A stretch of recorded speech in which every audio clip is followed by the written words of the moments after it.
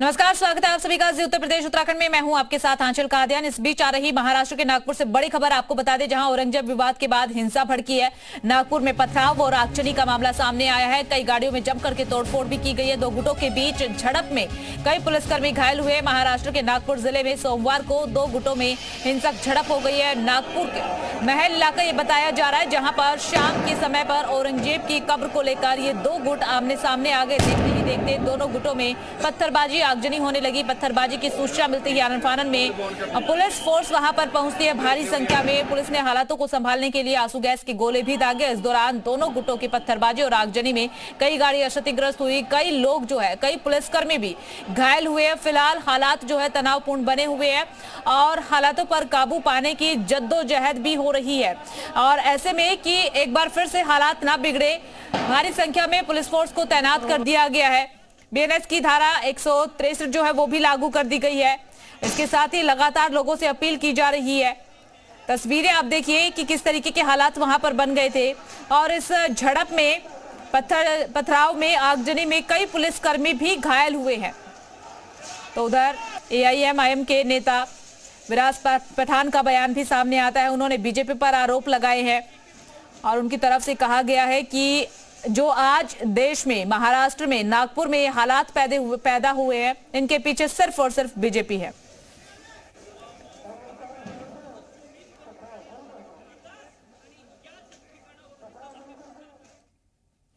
और चलिए अब आपको चार तस्वीरें हम दिखा रहे हैं। हिंसा की तस्वीरें आप देखिए, आगजनी की तस्वीरें आपको दिखा रहे हैं, पथराव और नारेबाजी की तस्वीरें। दरअसल कहा जा रहा है कि जो झड़प आज हुई है, इसके पीछे कहीं ना कहीं बीजेपी का हाथ वो विपक्ष की तरफ से बताया जा रहा है। लेकिन ये भी कहा जा रहा है कि विश्व हिंदू परिषद के कुछ लोग वहां पर पहुंचे थे। उन्होंने प्रोटेस्ट किया, औरंगजेब की कब्र को लेकर के प्रोटेस्ट किया, जिसके बाद हालात ये पैदा हुए हैं। नागपुर में हुई हिंसा की तस्वीरें आप देखिए।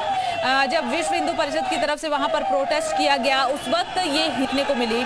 फिर हिंसा आगजनी में तब्दील हुई, पथराव वहां पर हुआ।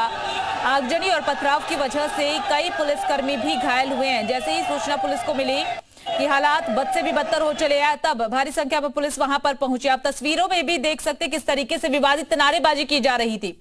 पुलिस जब हालातों पर काबू पाने के लिए वहां पर पहुंची तो पुलिस पर भी पथराव किया गया। वहां पर हंगामा और आगजनी जमकर देखने को मिली है। इतना ही नहीं, कई संदिग्धों को हिरासत में लिया है। जो मोटा मोटा आंकड़ा अभी तक सामने आया है, बताया जा रहा है कि 20 संदिग्धों को हिरासत में लिया गया है। बीएनएस की धारा 163 लागू कर दी गई है। महल इलाका ये बताया जा रहा है जहां पर ये झड़प हुई है। तो पहले प्रोटेस्ट और उसी प्रोटेस्ट के विरोध में दूसरे समुदाय के लोगों की तरफ से पथराव किया गया। नागपुर के महल इलाके में जिस प्रकार से तनाव की स्थिति निर्माण हुई, ये बहुत ही निंदनीय है।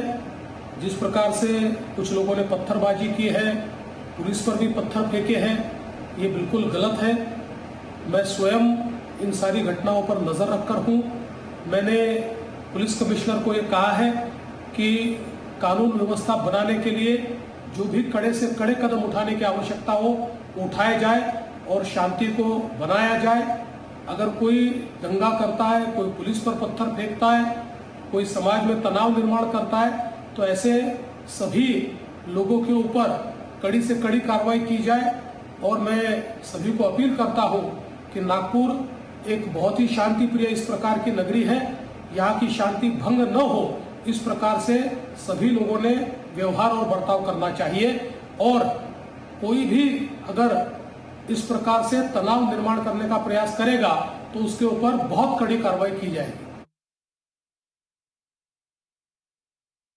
कुछ लोग जमा हुए, इसमें आमने सामने आए, उन्होंने की कोई कार्रवाई नहीं हुई है क्योंकि अरेस्ट उस समय चल ही रहा था। तो उसका कुछ लोगों ने गैर फायदा या अफवाह फैलाने की कोशिश की और उस अफवाह के उसमें कुछ लोग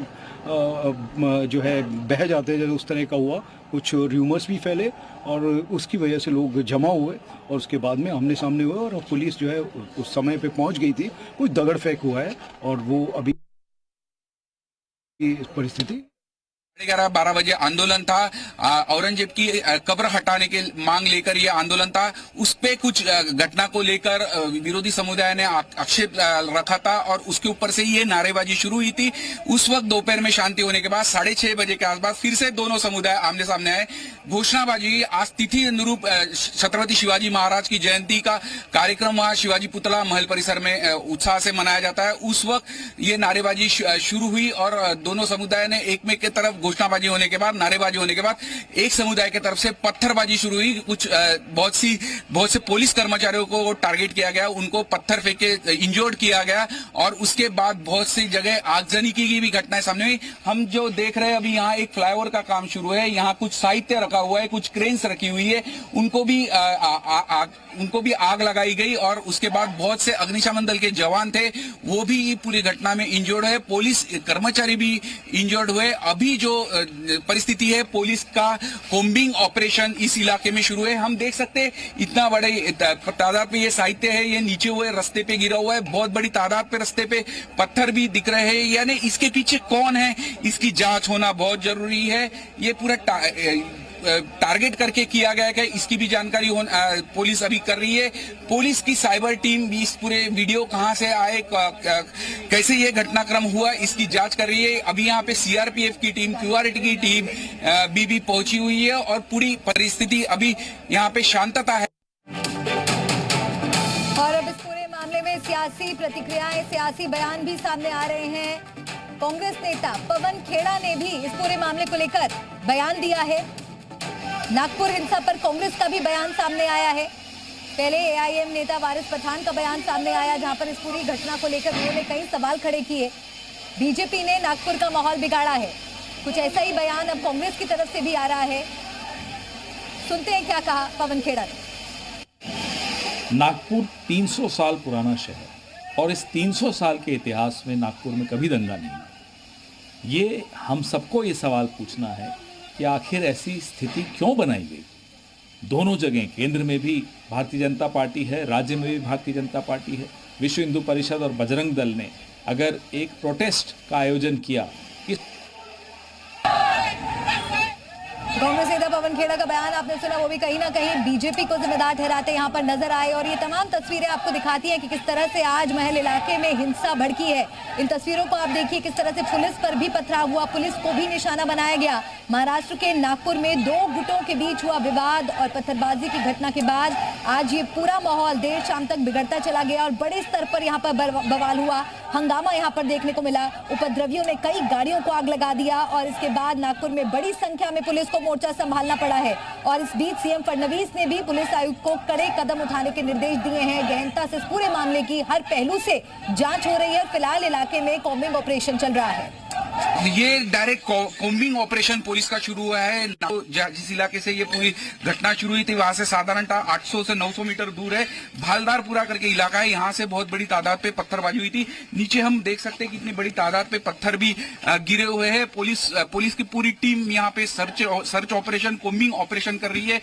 घर में जाके जो असामाजिक तत्व है उनको हिरासत में लेने का काम शुरू है, क्योंकि बहुत बड़ी तादाद पे नुकसान इस इलाके में हुआ है। रात में 11-12 बजे तक यहाँ पे वास्तविक देखा था बहुत बड़ी तादाद पे लोग रहते हैं, लेकिन अभी यहाँ पूरी तनावपूर्ण शांतता है। पुलिस कॉम्बिंग ऑपरेशन पुलिस ने शुरू करते हुए कुछ लोगों को हिरासत में भी लिया गया है। पुलिस आयुक्त ने थोड़ी देर पहले जैसे जी मीडिया से बात करते हुए बताया कि लोकल लोगों के सिवा कुछ बाहर के असामाजिक तत्व भी ये पूरे इस घटनाक्रम में शामिल हुए थे, उनको ढूंढा जा रहा है, उनके वीडियोस देखे जा रहे हैं, उनको ढूंढ के पुलिस हिरासत में ले रही है। ये ट्रिगर पॉइंट कौन सी घटना रही कि जिस वजह से पूरी इतनी बड़ी तादाद पे पत्थरबाजी हुई। आगजनी की घटना में बहुत से पुलिस इंजर्ड हुए, फायर ब्रिगेड के लोग भी इंजर्ड हुए। इसके लिए ट्रिगर पॉइंट कौन रहा था, इसके पीछे किसका हाथ है, किसका षड्यंत्र है, इसकी भी जांच पुलिस ने शुरू कर दी है। लेकिन अभी जो परिस्थिति दिख रही है पूरी तरह से नियंत्रण में है और बहुत बड़ी तादाद पे पुलिस का कॉम्बिंग ऑपरेशन पूरे इलाका में शुरू है। और एक और बड़ी खबर आपको बता दें, अफवाहों को रोकने के लिए भी एक्शन यहां पर जारी है। साइबर पुलिस ने भी अब वहां मोर्चा संभाल लिया है, क्योंकि लगातार मुख्यमंत्री देवेंद्र फडणवीस हो, केंद्रीय मंत्री नितिन गडकरी हो या फिर पुलिस कमिश्नर की तरफ से भी जो बयान आया है, लोगों से सावधान रहने की अपील की जा रही है। अफवाहों पर यकीन ना करें, किसी भी तरह की अफवाह पर ध्यान ना दें, ये लगातार अपील की जा रही है वहां की जनता से। अफवाहों पर विश्वास ना करें और साथ ही पुलिस कमिश्नर की तरफ से ये भी आश्वासन दिया गया है कि इस क्षेत्र को छोड़कर पूरा शहर शांतिपूर्ण है। पुलिस वहां पर तलाशी अभियान चला रही है और उसमें जो तमाम लोग शामिल हैं उनकी पहचान की जा रही है, उन्हें गिरफ्तार किया जा रहा है। सोशल मीडिया की निगरानी भी की जा रही है कि सोशल मीडिया को भी यहाँ पर हथियार न बनाया जाए, सोशल मीडिया के जरिए भी यहाँ पर अफवाह फैलाने की कोशिश या माहौल बिगाड़ने की साजिश ना कोई कर सके, इसका भी खास ख्याल रखा जा रहा है। स्थानीय लोग भी वहां पर परेशान नजर आ रहे हैं, डर का माहौल वहां पर बना हुआ है, तनाव की स्थिति अभी भी बनी हुई है। स्थानीय लोग किस तरह से बयां कर रहे हैं वहां का मंजर सुनिए। 8-8 बजे का एकदम ऐसा 500-1000 लोग ऐसे दौड़ के पत्थरबाजी की है और घर पे पत्थर मारे और हमारी कार जला दी है। आपकी कौन सी कार? टाटा टियागो को। कितना मॉब था वो? यानी मॉब था कम से कम 1000 लोगों का। और किस तरीके से इस एरिया में उन्होंने नुकसान पहुंचाया? यानी कम से कम 25 से 30 गाड़ी उन्होंने तोड़ फोड़ कर दी है, कांच फोड़ दिए गाड़ी के। ये सब पत्थर ले लेके दौड़ने लगे, हमारे घर के ऊपर भी पत्थर फेंके, ऊपर बच्चे थे दिखे उनको, उनके ऊपर भी पत्थर फेंके और पूरा हमारा दरवाजा खिड़की पर फोड़ने में लगे थे, गाड़ी गिरा दिए, हमारी कार जला दिए।